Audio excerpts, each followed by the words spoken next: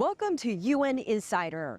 I'm Elaine Reyes at the United Nations headquarters in New York. Join us as we delve into the world's most pressing issues and learn how the people inside work toward a better future for everyone around the world. Coming up on UN Insider. It's time to end this vicious circle of bloodshed, hatred, and polarization. A violent conflict erupts in the Middle East. The UN condemning the brutality and working to address a major humanitarian crisis on the ground. The world is falling short of achieving gender equality, and this becomes an ever increasingly distant goal. An uphill battle. A look at efforts to close the gender pay gap. Sounding a climate change alarm. Warming temperatures, rapidly melting sea ice and glaciers around the world. Next on UN Insider.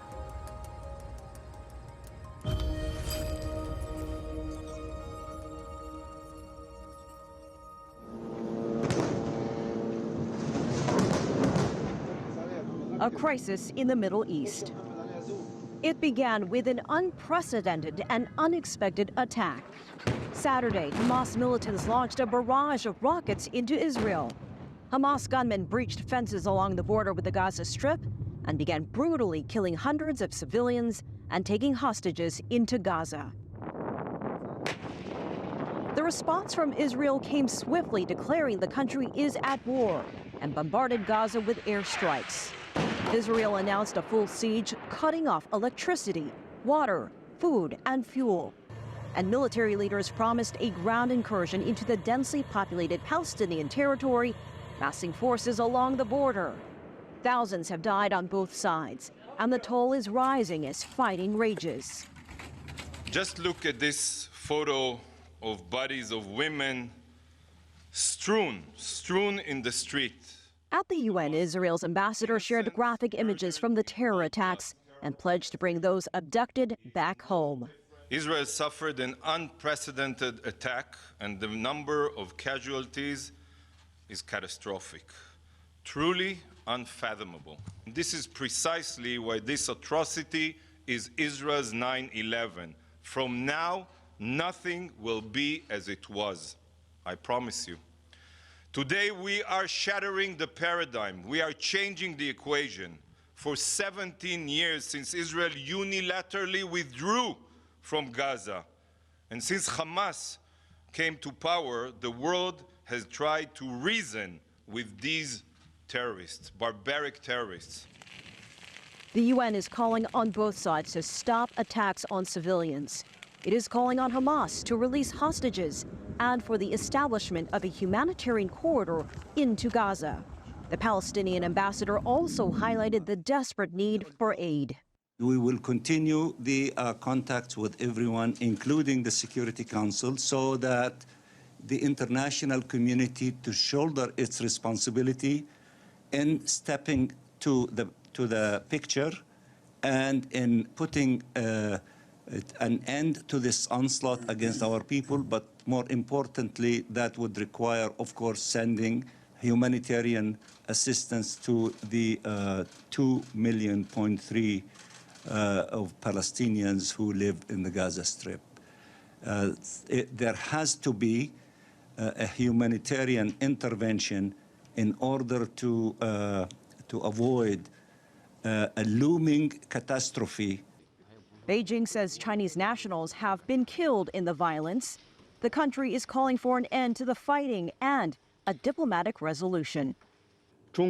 China and Arab countries share positions on the Palestinian issue. Both sides called for a ceasefire and an end to the bombing. Both sides condemn actions against civilians to prevent the situation from escalating and causing a humanitarian disaster. We believe that the international community should play its role to provide humanitarian support to the Palestinian people and promote the resumption of peace talks as soon as possible. The UN Secretary General has spoken out on the conflict that has also claimed the lives of UN workers. Xu Dezha has more on that. On Monday, a rather wary UN Secretary General, Mr. Antonio Guterres went to the briefing room and delivered his first in-person statement on the conflict. I've just concluded an extraordinary meeting of senior UN leaders to discuss the unprecedented developments in Israel and the occupied Palestinian territory. Let me begin by repeating my utter condemnation of the abhorrent attacks by Hamas and others against Israeli towns and villages in the Gaza periphery. I recognize the legitimate grievances of the Palestinian people. But nothing can justify these acts of terror and the killing, maiming, and abduction of civilians. I reiterate my call to immediately cease these attacks and release all hostages. In the face of these unprecedented attacks, Israeli airstrikes have pounded Gaza. Medical equipment, food, fuel, and other humanitarian supplies are desperately needed, along with access for humanitarian personnel. Relief and entry of essential supplies into Gaza must be facilitated, and the UN will continue efforts to provide aid to respond to these needs. And I urge all sides and the relevant parties to allow United Nations access to deliver urgent humanitarian assistance to Palestinian civilians trapped and helpless in the Gaza Strip. And I appeal to the international community to mobilize immediate humanitarian support for these efforts. The UN Special Coordinator and I are engaging with leaders in the region to express our concern, our outrage, and to advance efforts to avoid any spillover to the wider Middle East. This most recent violence does not come in a vacuum. The reality is that it grows out of a long-standing conflict with a 56-year-long occupation and no political end in sight. It's time to end this vicious circle of bloodshed, hatred, and polarization. Israel must see its legitimate needs for security materialized, and Palestinians must see a clear perspective for the establishment of their own state realized. Only a negotiated peace that fulfills the legitimate national aspirations of Palestinians and Israelis, together with their security alike, the long-held vision of a two-state solution in line with United Nations resolutions, international law, and previous agreements, can bring long-term stability to the people of this land and the wider Middle East region. As the attention shifts from the original attack to the situation in Gaza Strip, in a very rare move, Secretary General Guterres again went to this briefing room and delivered his second statement in person. We must avoid spillover of the conflict. I am concerned about the recent exchange of fire along the Blue Line and recent reported attacks from southern Lebanon. I appeal to all parties and those who have an influence over those parties to avoid any further escalation and spillover. I call for the immediate release of all Israeli hostages held in Gaza. Civilians must be protected at all times. International humanitarian law must be respected and upheld. About 220,000 Palestinians are now sheltered in 92 UNRWA facilities across Gaza. UN premises and all hospitals, schools and clinics must never be targeted. UN staff are working around the clock to support the people of Gaza, and I deeply regret that some of my colleagues have already paid the ultimate price. Crucial life-saving supplies, including fuel, food and water, must be allowed into Gaza.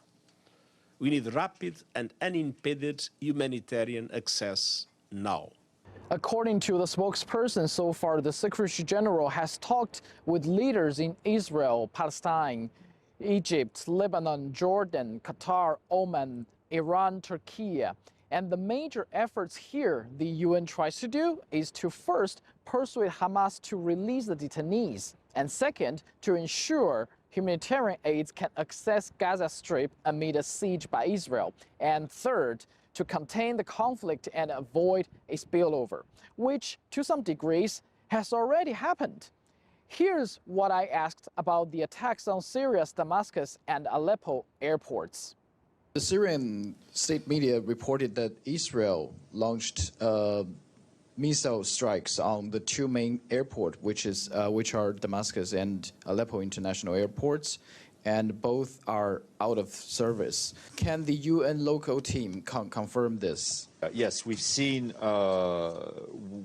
these reports of hits on Aleppo and Damascus airports, which are extremely worrying, especially in light of the warnings and the concern of the Secretary General for an escalation of the tensions and the conflict that we're seeing. Where he's calling on all concerned to avoid attacks that could harm civilians and damage civilian infrastructure. He strongly condemns all violence in Syria and urges all parties to respect their obligations under international law, recalling that civilians and civilian infrastructure must be protected under international humanitarian law. I think we're at a time of these heightened tension where any miscalculation, I think, could lead to broader violence in an already volatile region. And I would also add that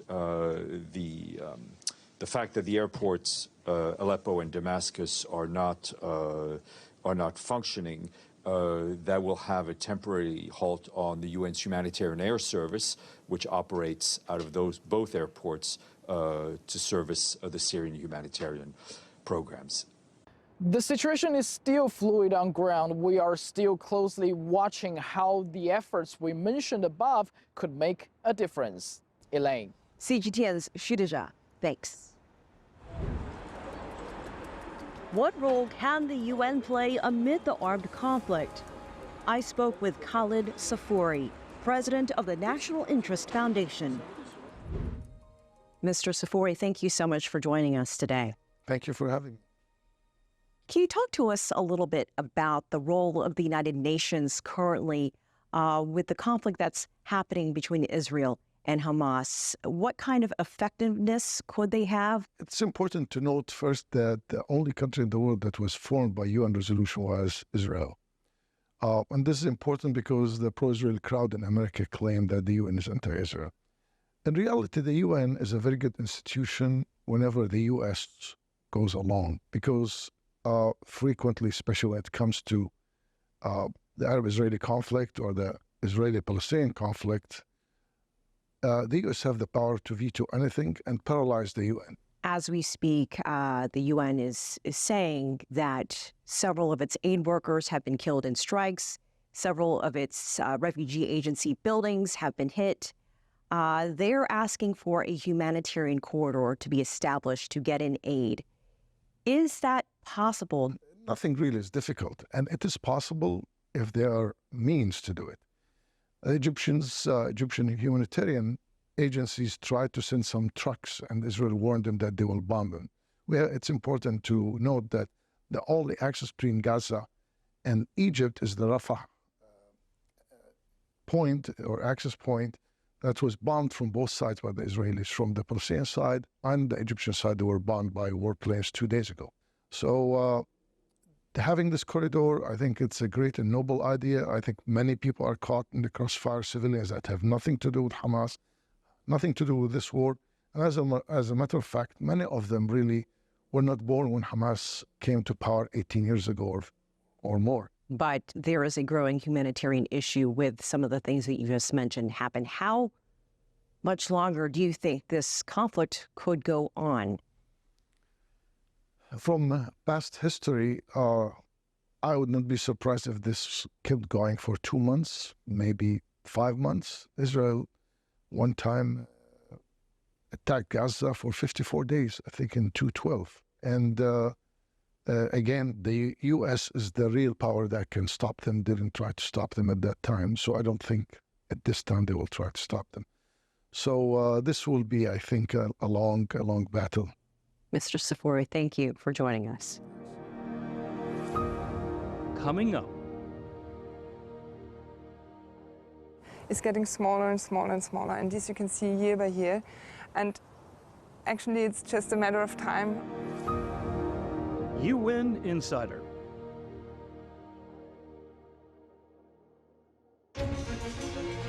images may appear to be identical, but looks can be deceiving.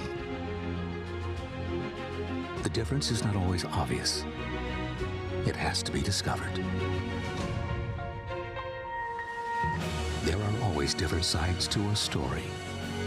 We put the focus on the details. To see more, to understand better. CGTN. See the difference.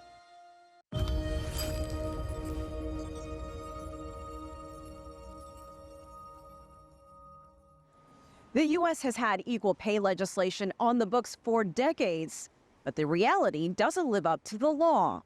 Women are often paid less than men for the same work. Nitsa Soledad Perez reports on the wage gap.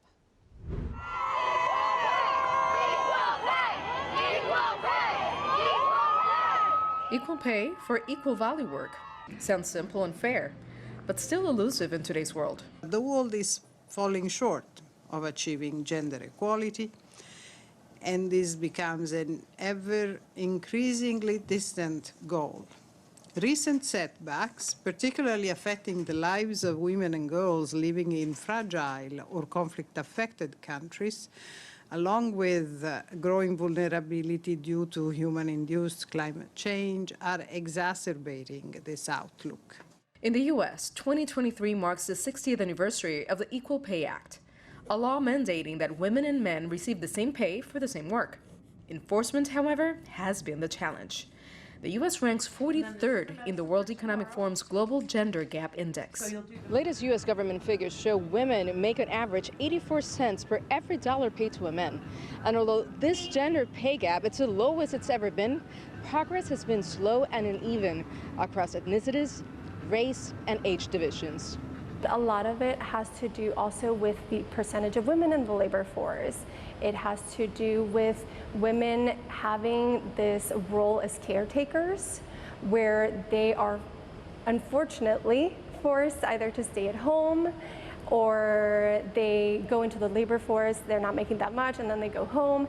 And then when they go back into the labor force, they're still at that same level. So they don't actually go up. Many of those who achieve salary equality have had to fight hard for it. In 2019, U.S. women's national soccer team players filed a $67 million class action lawsuit, arguing their compensation was unfair compared to their male counterparts. After 3 years of litigation, the U.S. Soccer Federation agreed to settle the suit for $24 million and adopt a new collective bargaining structure that allows for women to be paid more. In 2018, it was revealed that Claire Foy, star of hit Netflix show The Crown, was paid significantly less than a male co-star. Producers only pledged to rectify the disparity in response to a public outcry. Women's groups in the U.S. are asking private companies to exercise pay transparency and for women to more aggressively confront disparities. That goes hand in hand with companies coming forward and saying this is what we're paying each employee and having that really clear and being able to have a conversation between your colleagues, like how much are you making, you know, and having that be not so taboo. The wage disparity is even more significant for African American and Latina women, pointing to a deeper systemic issue of gender and race discrimination. Nitsa Soledad Perez, CGTN, Miami.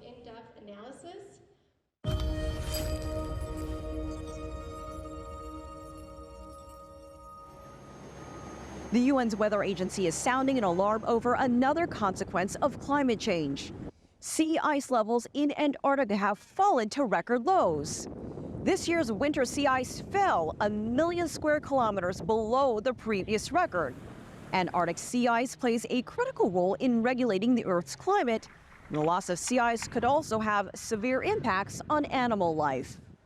Antarctica isn't the only place dealing with the effects of ice melt. In Europe, the glaciers that have long been a part of the iconic Alps are retreating faster than anyone expected. Johannes Plushberger shows us the impact.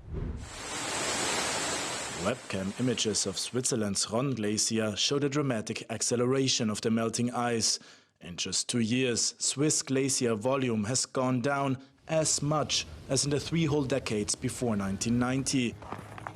Smaller glaciers such as Sankt Annafirn completely vanished this summer, and due to high temperatures and low snowfall, the Alps will be ice-free much sooner than expected. It's not only Switzerland that has seen an extreme glacier retreat this year. Neighboring Austria has experienced the same issue. And scientists here at Vienna's Geosphere Austria agency are trying to understand the consequences this could have for Europe. So the consequences of the extreme glacier retreat are not the water supply, because in Austria and also in the Alps, water supply is more dependent on the snow cover, on the seasonal snow cover. But of course, the landscape will transform. Skiing resorts on glaciers might also be affected because of infrastructure problems due to the glacier retreat. Austria's longest glacier, the Basterze, attracts about 1 million visitors per year, but there is less and less of it to see. Greilinger and her team are observing how the glacier is about to break into halves. This connection between the tongue and the upper part is getting smaller and smaller and smaller, and this you can see year by year. And actually it's just a matter of time until this vanishes, and this is quite emotional on the one hand, because then the tongue is cut off from the feeding of the glacier, more or less. But on the other hand, it's still amazing how much ice is there and the cracks, and it's still a nice environment to work in. Austria's Academy of Sciences warns that the country's glaciers will be gone by 2050, half a century earlier than previously expected. Johannes Bleschberger, cgtn, Vienna. UN Insider.